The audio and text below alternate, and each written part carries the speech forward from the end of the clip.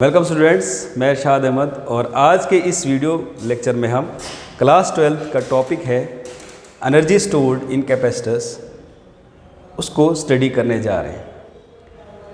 Class 12 के regarding examination point of view के regarding ये एक इम्पॉर्टेंट टॉपिक है।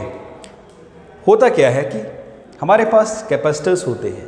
कैपेसिटर्स वो डिवाइस होते हैं जो चार्ज को स्टोर करते हैं किसी भी इलेक्ट्रिक फील्ड में। अब टोटल एनर्जी जो है वो जो स्टोर होती है इसमें कैपेसिटर्स में, वो in form of electrostatic potential energy में होती है। अब मान लो हमारे पास क्या है, दो कैपेसिटर्स हैं, पैरेलल प्लेट्स हैं और इसको हमने ज्वाइन किया है अक्रॉस द पोटेंशियल V। अब जब चार्ज ट्रांसफ़र होगा from one plate to another plate against the potential difference V, तो कुछ वर्क होगा। अब वो वर्क कितना होगा उसका मैग्नीट्यूड हमने निकालना है कि वो वर्क कितना होगा। और हमें पता है according to work energy theorem जितना वर्क होता है उसी को हम कन्वर्ट करते हैं इन फॉर्म ऑफ एनर्जी। और जबकि यहाँ पर हमारे पास चार्ज जो है स्टोर्ड है, तो यहाँ पर जो एनर्जी होगी वो होगी इलेक्ट्रोस्टैटिक पोटेंशियल एनर्जी। मान लो कि इस प्लेट से यहाँ से जो है एक चार्ज जो है स्मॉल चार्ज dq जो है वो ट्रांसफ़र हो रहा है एक प्लेट से दूसरे प्लेट में। फिर कितना वर्क डन होगा वो हम देखेंगे। तो हमें पता है कि इलेक्ट्रिक पोटेंशियल जो होता है work upon charge, work per unit charge होता है। और अगर हमने वर्क डन निकालना है, वर्क डन VQ, और यहाँ पर जबकि स्मॉल वर्क डन हो रहा है, तो स्मॉल वर्क डन के लिए जो हमारे पास एक्सप्रेशन होगा वो कितना होगा? स्मॉल वर्क डन VdQ, क्योंकि हमारे पास स्मॉल चार्ज पे वर्क हो रहा है। V जो है वो किसके बराबर होता है? V जो हमने पहले स्टडी किया है वो होता है Q अपॉन C। जब हम जानते हैं कि capacitance equals to Q upon V होता है। कैपेसिटेंस जो है Q अपॉन V, और यहाँ से हम जो है इलेक्ट्रिक पोटेंशियल निकाल सकते हैं। V जो है वो Q अपॉन C, और यही Q हम यहाँ पर प्लेस करते हैं इसकी जगह, V की जगह, तो Q अपॉन C dQ, यह है स्मॉल वर्क डन। अगर हमें टोटल वर्क डन निकालना है तो टोटल वर्क डन कितना होगा? टोटल वर्क डन, इसके लिए हमें क्या करना पड़ेगा? इंटीग्रेट करना पड़ेगा। और अब इंटीग्रेशन किस पे होगी? dW equals to Q dQ upon C, और जो हमारे पास लिमिट होगी वो होगी 0 टू Q। अब यहाँ पर C जो है वो बाहर आ जाएगा, 1 upon C Q dQ, limit जो है 0 टू Q।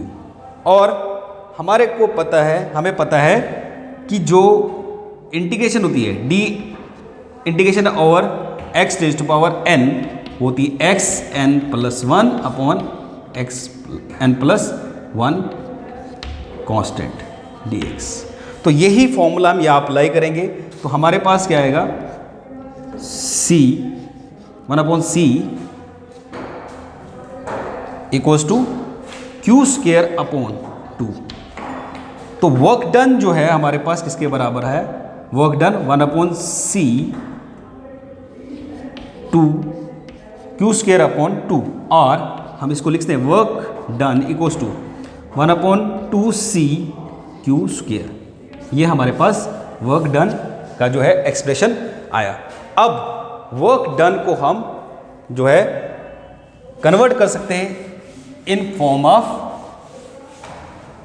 Potential energy. तो वर्क डन जो है वो किसके बराबर होता है, किसके बराबर होगा, एनर्जी के बराबर, according to work energy theorem. और यहां पर जो एनर्जी होगी वो होगी पोटेंशियल एनर्जी। तो U equals to 1/2 CQ square, ये हमारे पास जो है पोटेंशियल एनर्जी का एक्सप्रेशन होगा, जो work done against the potential difference V है। अब हमें पता है कि जो Q की वैल्यू और C की वैल्यू अगर हम यहाँ पर सब्स्टिट्यूट करते हैं तो यहाँ पर हमारे पास एनर्जी के अलग अलग एक्सप्रेशंस आ सकते हैं। और एक्सप्रेशंस जो है, जैसे हम Q की जगह जो है कुछ और वैल्यू डाल सकते हैं या C की जगह कुछ और वैल्यू डाल सकते हैं। तो Q की जगह हम जो है, जैसे हमारे पास पता है कि V जो है वो किसके बराबर, CQ। Q की जगह हम ये वैल्यू डाल सकते हैं यहाँ पर, Q इक्वल्स टू VC। ये वैल्यू आप Q की जगह जो है सब्स्टिट्यूट कर सकते हो। तो आपके पास जो एक्सप्रेशन आएगा पोटेंशियल एनर्जी का, C VC का होल स्क्वायर, और ये बन जाएगा 1/2 C V square C square. Square और कैंसिल हो जाएगा, तो आपके पास U potential energy 1/2 C V square, ये एक एक्सप्रेशन बन जाएगा, यहाँ पर 2 आएगा। अब अगर आप V की वैल्यू पुट करते हैं, V की वैल्यू पुट करते हैं तो एक्सप्रेशन फिर से चेंज हो सकता है। V जो है वो किसके बराबर है, Q/C, वापस वहीं आएगा। और C की वैल्यू अगर आप डाल देंगे तो C की वैल्यू किसके बराबर आएगा, C की वैल्यू आप सब्स्टिट्यूट कर सकते हैं यहाँ से। अगर आप C की वैल्यू डालना चाहेंगे यहाँ पर तो वापस यहाँ पर C की वैल्यू डालिए, क्योंकि C इक्वल्स टू किसके बराबर है, Q/V। तो यहाँ पर आपका दोबारा जो है वो चेंज हो सकता है वैल्यू।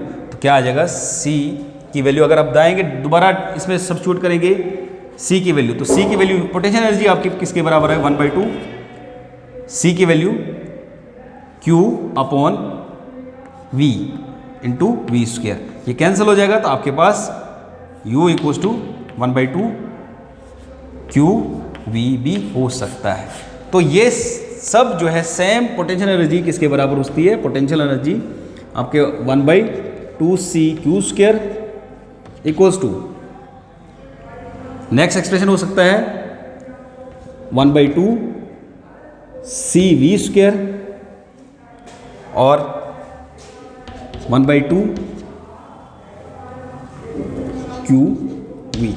तो ये जो थी हमारे पास potential energy stored in capacitors, या work done by transferring charge from one plate to another plate against the potential difference। तो आज के लिए इस वीडियो में इतना ही, बाकी जो नेक्स्ट टॉपिक हम फर्दर जो है स्टडी करेंगे। Thank you.